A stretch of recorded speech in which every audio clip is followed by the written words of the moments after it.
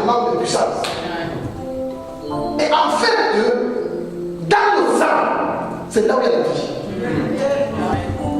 Parce que dans le sang existe la vie. Et la vie, c'est quoi? C'est l'âme.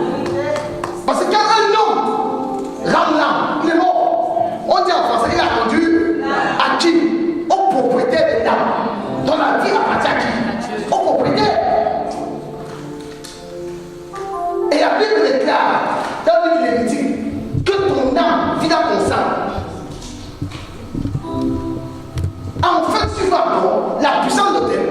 C'est la vie des hommes. Regarde maintenant ceci. Maintenant, qu'est-ce qui se passe? Quand dans le marabout, il rend maintenant, Dieu demande, va me donner la partie de quelqu'un, la personne est vivante. Pourquoi dans la personne vivante? Parce que si on veut t'arracher le bras, nous savons lorsque nous allons à l'hôpital, arrivé à l'hôpital, on prend ton bras pour t'injecter par exemple. Qu'est-ce que le médecin te dit? Il te dit laisse-toi. Ça veut dire que lâche-toi. Parce que généralement, lorsqu'on va injecter, parfois tu peux déposer toute la force. En fait, la force que tu déposes, c'est ce qu'on appelle en l'homme l'énergie vitale, l'énergie de vie. C'est ce qui donne la vie. En fait, tu réussis toute la puissance énergétique qu'il y a dans ton sang, tu déverses dans ton bras. Même quand tu sens mal au pied, quand tu fais ça, tu déposes toute l'énergie vitale. Et c'est la raison pour laquelle quand ils t'envoient les gens aller tuer des personnes pour prendre les sacrifices, on dit la personne doit être en vie. Ils te prennent, ils ouvrent ta bouche, ils tirent ta langue et ils coupent doucement, ils ne coupent pas rapidement. Ils enlèvent doucement.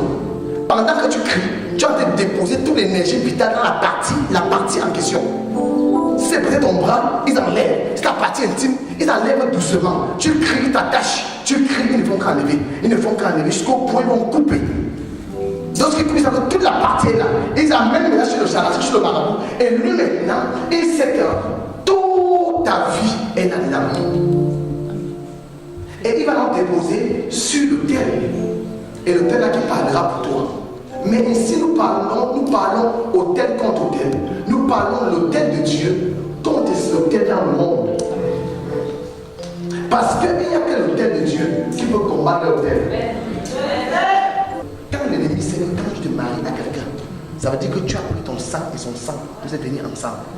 Et maintenant, vous brisez ça. Ça ne sera pas facile.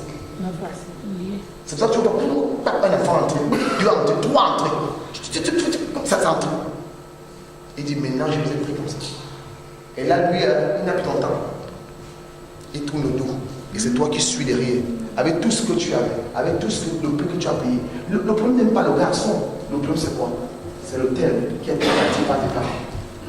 C'est pour ça que Jérémie a dit nos pères ont péché, ne sont plus. Mais c'est nous qui payons le prix de leurs iniquités. C'est ce qu'il a dit aujourd'hui. Nous payons le prix des iniquités de nos pères. Nous payons le prix que ça cesse. Il faut vraiment que je refuse et que je me débarrasse de ça. Et que je puisse moi-même aussi écrire ma propre histoire. Je ne dois pas écrire l'histoire de mon père ou l'histoire de ma mère. Je ne veux pas comme les autres. Non, I can't do like some people. Je dois faire comme moi-même. Pourquoi je fais comme les autres? Parce que mon père a divorcé, qu'il doit aussi divorcer. Parce que tout le monde est pauvre dans ma famille, qui serait pauvre. C'est la conception que tu as dans la tête. Tu dois refuser ça. Tu dois refuser ça. Et le moyen de refuser ça, c'est tout à l'heure. Amen. Amen. Tout à l'heure. Il faut que tu acceptes que l'hôtel là doit être renversé. Ah oui. Quand tu renverses l'hôtel bien-aimé, que personne ne te mente à compter de cette année, ta vie changera. Il y a des gens ici qui vont, oh ma famille ne va pas accepter Jésus. Ils acceptent Jésus. Toi-même tu acceptes Jésus. Si toi-même tu acceptes, comment tu es? Si toi-même tu acceptes, comment tu es? Parce que la famille, on ne voit pas la vision. On voit voir la provision. La provision définit sur la vision. Quand il n'y a pas de provision, qui va voir? Il faut qu'on voie la provision. Il faut qu'on voie l'évidence. Je dois servir Dieu avec l'évidence en moi. Il faut qu'on voie que j'ai l'évidence. J'ai l'évidence à moi. La Bible dit qu'il a amené le miel. Il a donné à papa et à maman. Papa et maman l'ont suivi maintenant. Ils n'ont plus demandé est-ce que le lion. Non, ils n'ont plus demandé. Mais c'est le lion là qui a tué tous les frères Samson. Mais la Bible a dit ça. Quand il a tué le lion, dans le pan du lion existait le miel. Et c'est le miel là que la famille avait besoin. Donc ça veut dire que le problème de mariage qui est dans ta famille, c'est ce problème-là qui a votre bénédiction. Parce que le diable sait que le jour où une personne va se marier et que le mariage va bien. Il ne dit pas le mariage ne se pas. Tu dois épouser ton mari. Parce que chacun a son mari. Amen.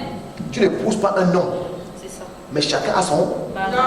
Parce que le diable, qu'est-ce que le diable fait? Le diable, ce qu'il fait, c'est quoi? C'est que quand tu es encore sur le thème, il fait comment? Il va t'amener vers la mauvaise personne. Et cette personne va te perdre même 10 ans de ta vie. Et c'est qu'en ces 10 ans-là, peut-être la personne que tu devais te marier, lui aussi, il va aller ailleurs. Et ta vie sera catastrophique. Tu vas aller à gauche et à droite. Qu'est-ce qui ne va pas dans ta vie? Tous les jours tu pleures. Seigneur, je veux faire comment? Seigneur, tu vas aller à gauche et tu vas église en église. Le problème n'est pas d'église en église. Le problème c'est quoi? Dis à ton voisin, c'est le thème. La malédiction qui vient de Dieu, c'est celle-là que Jésus-Christ a payé le prix sur la croix. Mais celle qui vient des hommes, c'est une parole négative qui a été prononcée par ton père, par ta mère. Ça veut dire que peut-être dans votre famille, on a dit que personne ne doit se marier. Ça a été dit par le grand-père. Maintenant, même quand tu deviens enfant de Dieu, tu vas constater que cette malédiction n'est pas partie de vous. Et cette malédiction doit être revoquée.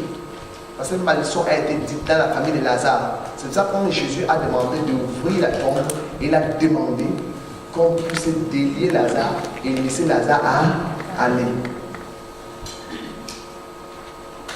Lazare était enfant de Dieu. Lazare était baptisé parce qu'on a appelé Jésus. On a dit à Jésus que ton ami Lazare est mort. Il est malade, ton ami Lazare. Et la Bible, Jésus dit, mes amis sont seulement ceux-là qui sont mes frères en Christ.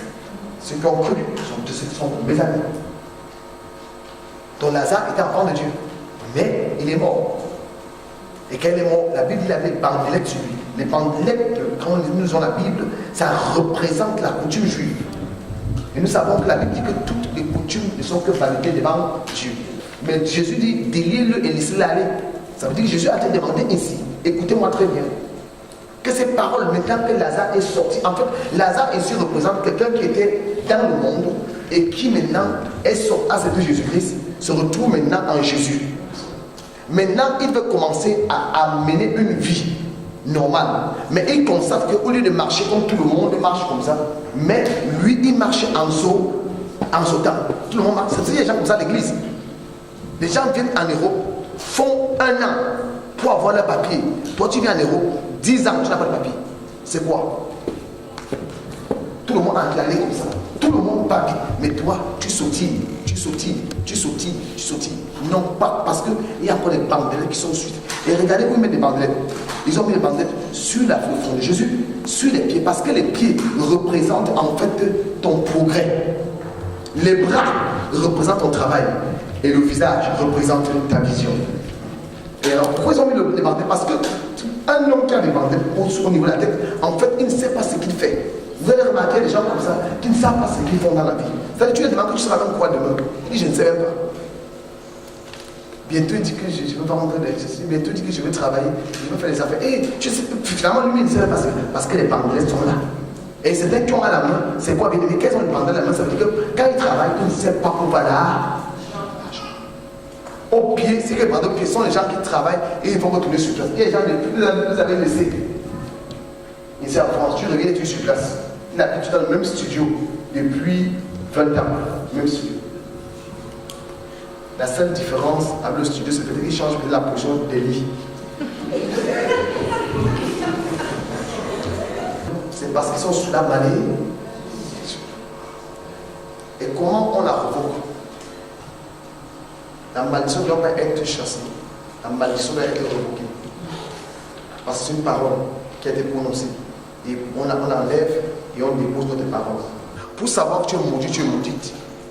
C'est que toi-même tu es placé ici. Tu sais que l'endroit où tu es placé là, ce n'est pas là où tu devais être. Peut-être tu sais que non, avec tout ce que j'ai fait, je ne devais pas être ici. Je devais être là-bas. Et tu vois tous ceux qui sont venus après toi, qui sont là-bas. Et toi, tu utilises.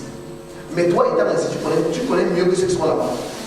Mais ceux qui sont là-bas, ils viennent là-bas pour venir prendre chez toi pour aller là-bas. Mais toi, quand tu vas là-bas, c'est bloqué. Tu comprends ça? On se comprend? C'est un homme dit. La malédiction, c'est comme une ombre noire qui bloque ton visage. Quand tu as quelque part, où on donne à tout le monde, mais quand tu vas entrer, ça se bloque. Il y a des raisons. Hein? Il y a des raisons.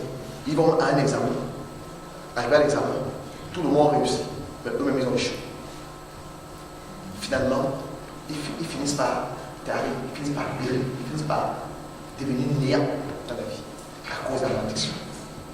Mais je dis ce soir, cette malédiction sera remontée. Je ne comprends pas ce que je dis. Ce soir, cette malédiction sera remontée. Je ne sais pas ce qu'ils ont de voir, mais je sais que la vérité, c'est que cette malédiction sera remontée.